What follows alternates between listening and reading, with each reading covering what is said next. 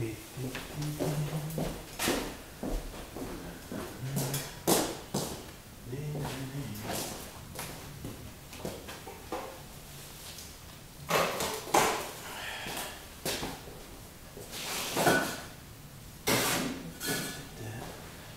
everybody, welcome.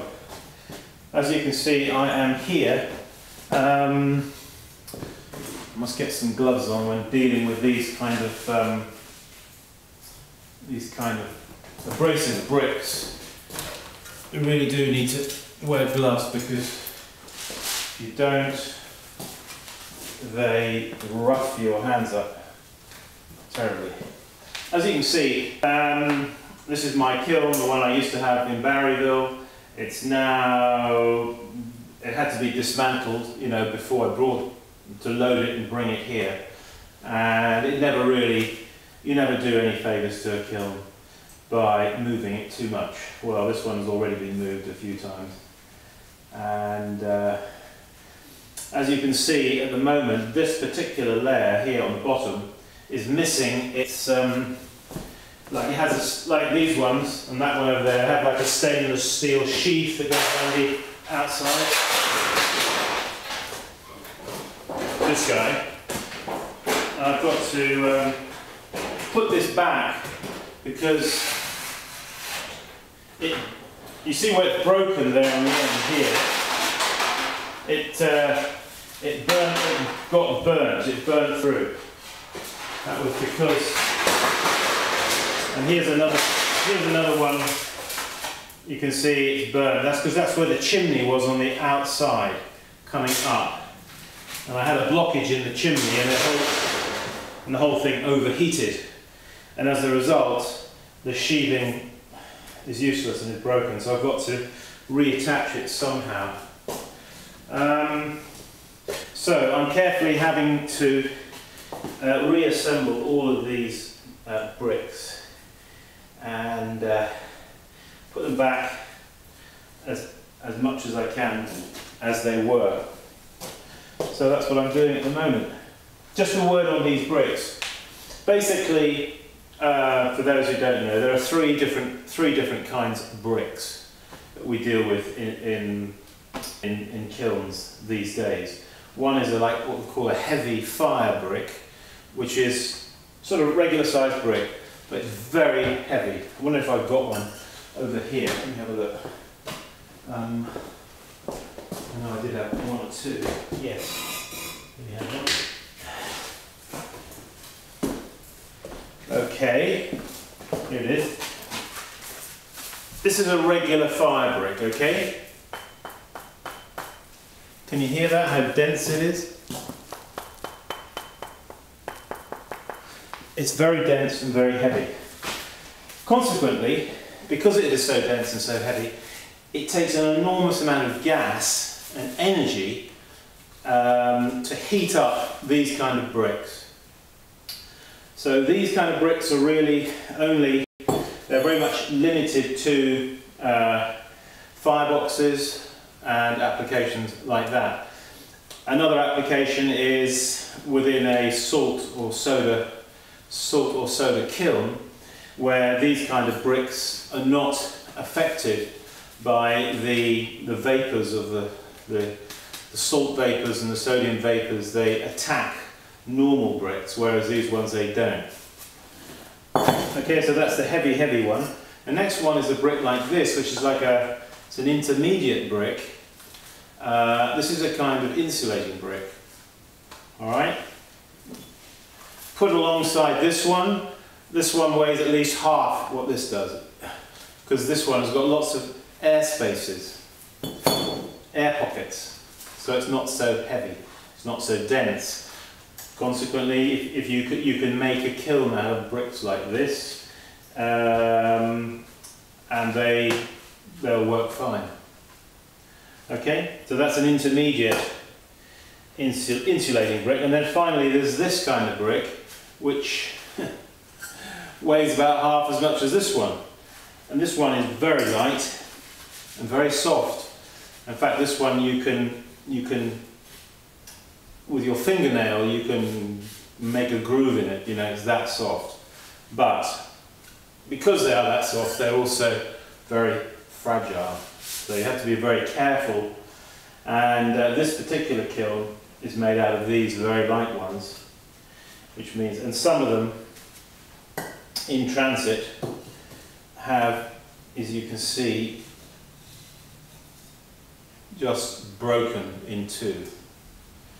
So, but even if they are broken, you can just carefully put them back together, relocate them where they're supposed to be, and when the sheathing is gone or goes around the outside and they're tightened up, it won't matter that they've got a crack, in actual fact. Alright, here's another one. You see they very readily chip on the corners and pieces fall off them because they are that soft and light. But these are the bricks that really take or need the least amount of energy to heat up. So if you have a kiln that's made out of these kind of bricks, it's probably going to be a lot more efficient than the medium kind of brick, and a lot more efficient than the heavy brick, which you can pretty much forget about in terms of making a kiln out of, unless you use it, say, in the firebox, like my dad at home. He had in the main kiln was made actually out of the intermediate brick, this one, and then in the firebox where the oil, he had an oil burner, and where the oil burner was spraying the oil in with a big fan, it blew it in there. That firebox was made out of the heavy ones. When I was in Barryville, I was firing that, I don't know if you remember, but I did do a couple of clips on it, firing that old soda kiln. And that kiln was made entirely out of these heavy bricks. And the firing took something like 18 hours, and it cost me about $400 in gas to fire that. So it's not really what you want to do. So anyway, just thought I'd mention that as I'm here trying to reconstruct this kiln. Now this kiln is the same one that we had in Barryville. It's the old electric scut kiln that I've taken the elements out of. It's going to be put back together as much as I can in the same way as it was, and I'm going to carry on using it. What can I say? Hang on a moment, I think I'm going to turn on the overhead lights. Just noticed the overhead lights are not on. I don't want us to be in the dark. Yeah, I hope I was visible. Yeah, so it's going to be reconstructed basically about 3 of these rings go, and then we have the lid, which goes on the very top, which is hinged on the back side. And I don't know if you remember, but for those of you who weren't watching at that time, we fire the kiln with a couple of these cheap weed burners that you can buy. I bought these, where did I buy them from? I don't know, Harbour Freight, I think. One of those cheap online tool stores. They were about $25 each, and they are hooked up to a couple of 40-pound propane tanks. In actual fact, I've now got here at the back, I've ordered two 100-pound propane tanks. So going to be hopefully firing this off them, or one of them. It's always good to have one in reserve, isn't it?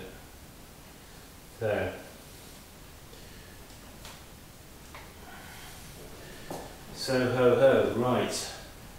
So now some of these bricks I've got over here are harder ones, and they are for the reconstruction of the chimney flue. Now how I'm going to do this is I'm going to have the burners coming in here.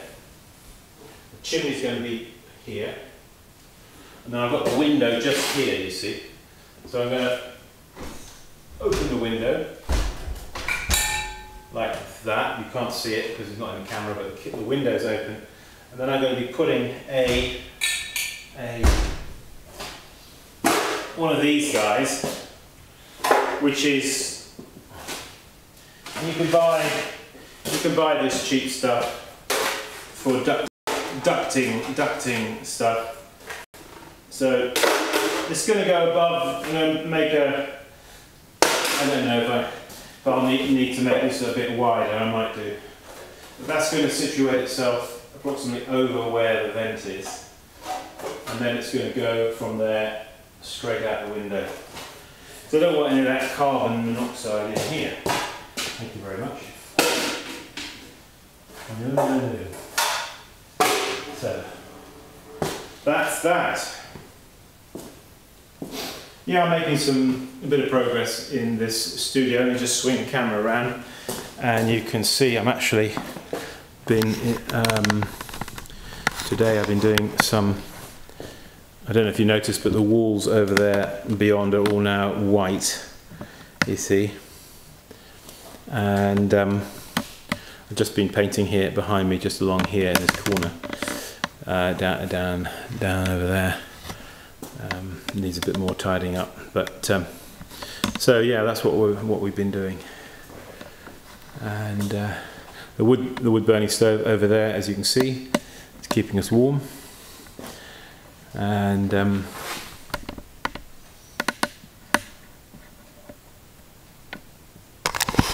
so couple of dates to bring to your attention. 27th and 28th of this month, November, and the 11th and 12th of December, I'm having a workshop here, and we do have some vacancies. It's only a very small workshop. There'll only be about 4 people max, because I've only got 4 wheels. But you know, maybe you should come along, stretch yourself a bit. Get a bit of intensive, instruction. Maybe you've been out in the wilderness too long with your pottery. Maybe it's time to zoom in a bit and focus and make a bit of progress. I know a lot of people, they attend classes for years and years, and they make a very, very slow rate of progress. And they could actually make a lot more. That's that. Also on the 27th and 28th, we're having an empty bowls event here at the Pottery.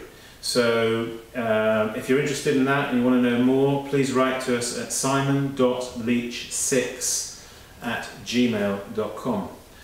All right, simon.leach6@gmail.com. Please get in touch if that's something that interests you. Empty Bowls project is a very good, worthwhile cause, raising some money, for all kinds of needs, people who haven't got food, etc. So it's just a way of sharing. So if you come and you can buy a bowl of soup, and then you take away the pot with you at the end. All right, so join us 27th of November, that is Saturday, and we're also possibly going to be running a workshop here in the background. That depends on how many people